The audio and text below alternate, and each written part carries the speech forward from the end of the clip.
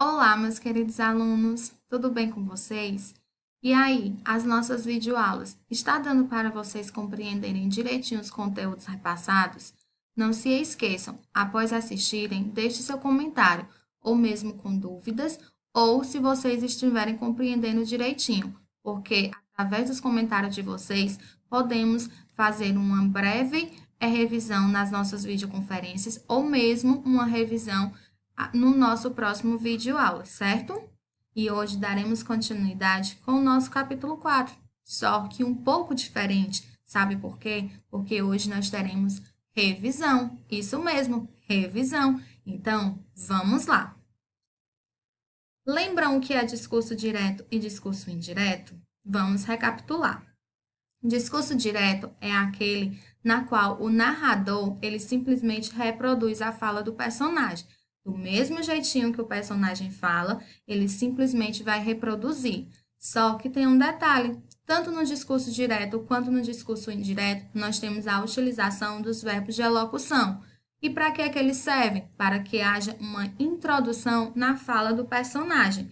Então, ele pode ser comentou, perguntou, respondeu e entre outros. E o discurso direto, ele é em primeira pessoa. Já o discurso indireto, nós temos, sabe o quê?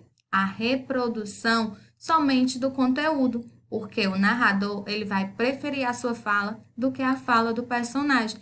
E esse discurso, ele vai ser narrado em terceira pessoa, também com a utilização dos verbos de elocução. Nós temos também os elementos da narrativa. E quais são eles? Nós temos 5. São o narrador, o personagem, o tempo, o espaço e o enredo. Então, não esqueça, todos os textos narrativos na qual você forem escrever, vocês irão precisar dos 5 elementos da narrativa, certo? E agora, vamos de correção. Exercício de fixação. As frases a seguir estão em discurso direto. Transforma-as em discurso indireto. Em seguida, analise o verbo e explique a alteração com base na tabela da página 78. Aqui nós temos a letra A. Entre agora, disse o pai do garoto. Vamos fazer agora uma pequena observação em tudo que está sendo utilizado no discurso direto. Percebam que antes da fala do personagem, nós temos o travessão e também temos o verbo de elocução, disse. E quando o narrador ele está introduzindo algo para o personagem falar, após o verbo de elocução, nós utilizaremos os 2 pontos. Mas como vocês estão percebendo, primeiro teve a fala do personagem e depois foi a fala do narrador. Portanto, não aconteceu os 2 pontos após o verbo de elocução, certo? E aí, entre agora, disse o pai do garoto. O verbo entre. Qual tempo verbal ele está? No imperativo. Muito bem, porque ele está dando uma ideia de quê? De pedido, de súplica, de conselho. Entre agora, ele está pedindo. Então, essa frase, ela está no discurso direto. E quando ela vai para o discurso indireto, como é que ela vai ficar? O pai ordenou que o garoto entrasse. Então, perceba aqui que o narrador, ele não introduziu, ou seja, ele não reproduziu a fala do personagem. Ele simplesmente fez o quê? Reproduziu a mensagem e falou com as suas próprias palavras. Só que olhe aqui, o verbo. O verbo, ele mudou, não mudou? Porque quando ele está no imperativo, ele vai lá para o discurso indireto, ele vai como? Pretérito imperfeito do subjuntivo. Então, entrasse, ele está nesse tempo verbal, porque ele está indicando o quê? Desejo, vontade. Observem aí novamente. O pai ordenou que o garoto entrasse. É um desejo que ele está tendo no momento, não é? Agora vamos para a letra B. Um dia voltarei ao meu lugar de origem, pensou o rapaz. Novamente, discurso direto, nós temos travessão e verbo de locução. Mas vamos ficar a tempo num verbo. Um dia voltarei. E aí, voltarei, ele está o quê? Futuro do presente. Porque ele está indicando o quê? Um amanhã, com certeza. Vamos fazer a leitura novamente. Um dia voltarei ao meu lugar de origem, pensou o rapaz. Ele está dando essa ideia, não tá? Que voltarei é um amanhã, com certeza. E quando ele vai para o discurso indireto, fica como? O rapaz pensou que um dia voltaria ao seu lugar de origem. E aí, o narrador, ele simplesmente reproduziu a mensagem e não a fala. Mas o verbo, ele deixou de ser futuro do presente para ser o quê? Futuro do pretérito. E quando ele vai para o futuro do pretérito, ele vai ficar com o sentido de quê? Um amanhã, talvez. Vamos fazer a leitura novamente. O rapaz pensou que um dia voltaria ao seu lugar de origem. Voltaria, tá dando essa ideia, não está? De amanhã, talvez. Então, atentos. Quando eu estou no discurso direto, que eu vou para o discurso indireto, os meus verbos, eles irão para o passado no discurso indireto, certo? Discurso direto, reprodução da fala do personagem. Discurso indireto, reprodução somente da mensagem, porque o narrador ele vai preferir a sua fala, certo? Agora iremos para a segunda questão. As frases a seguir estão em discurso indireto, transforme-as em discurso direto. Então, aqui nós iremos fazer o quê? Ao contrário da questão anterior. Letra A. O aluno perguntou ao professor se as notas serão entregues na próxima aula. Nós temos somente a reprodução da mensagem, porque tudo aqui é somente a fala do narrador, não é? E quando ele vai para o discurso direto, nós temos o quê? O aluno perguntou ao professor. Observem aí, verbo de elocução. Logo em seguida, nós temos 2 pontos. O narrador, ele para e vai somente reproduzir a fala da personagem. Utilizando travessão, você entregará as notas na próxima aula. Então, perceberam que o verbo que ele estava onde? Ele estava no futuro do pretérito e ele agora vai para o futuro do presente, certo? E também o narrador, ele fez o quê?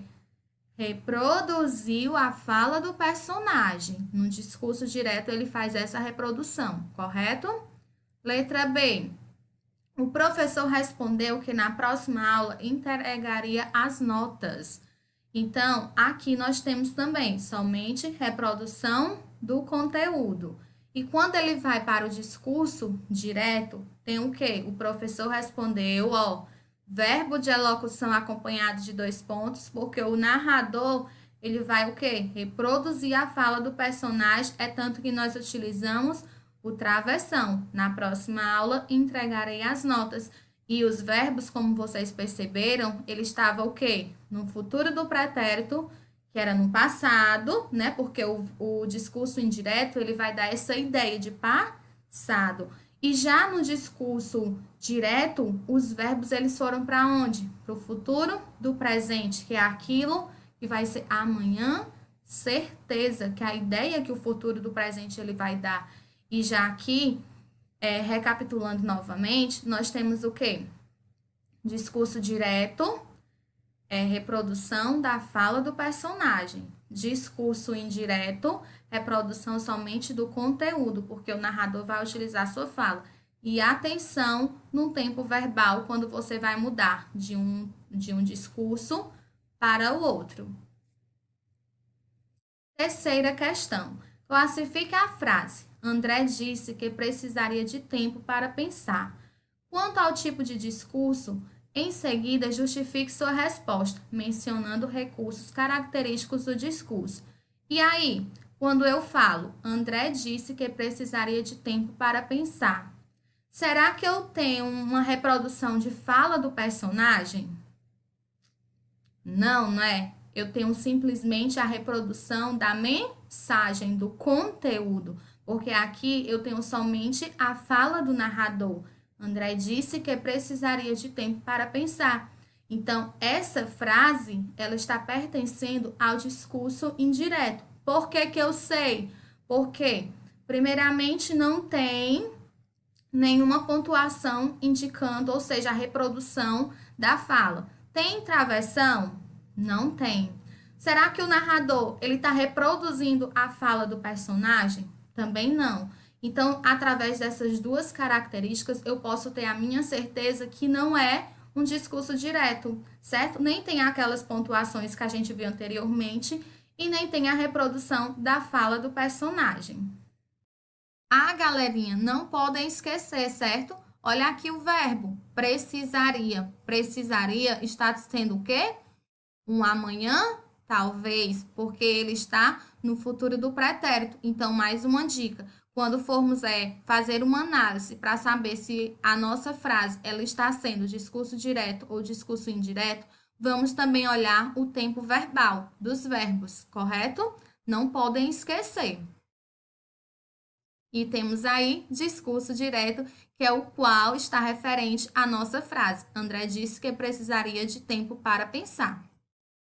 E agora vocês irão fazer a leitura do texto proposto na atividade para resolver as questões 4 e 5. Lá na atividade de vocês tem um pequeno texto.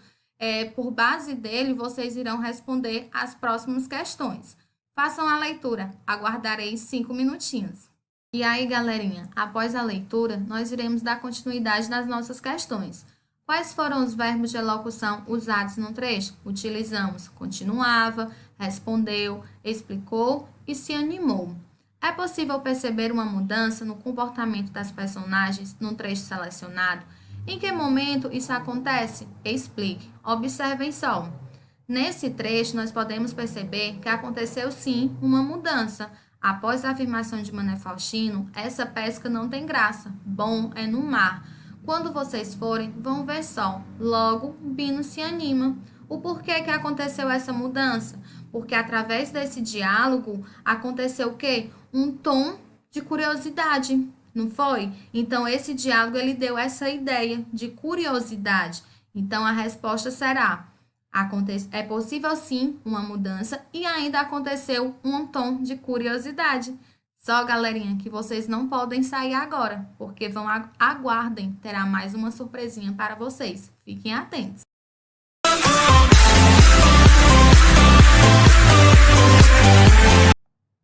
Produção textual, agora é sua vez. Estamos finalizando o capítulo 4, Narrativas Infanto-Juvenis, com um público destinado a pessoas de 8 a 12 anos. E aí, será que nessa faixa etária vocês realizaram alguma leitura de livros na qual gostaram muito e ficou guardada na memória de vocês? Acredito que sim. Então, fiquem atentos às orientações do desafio.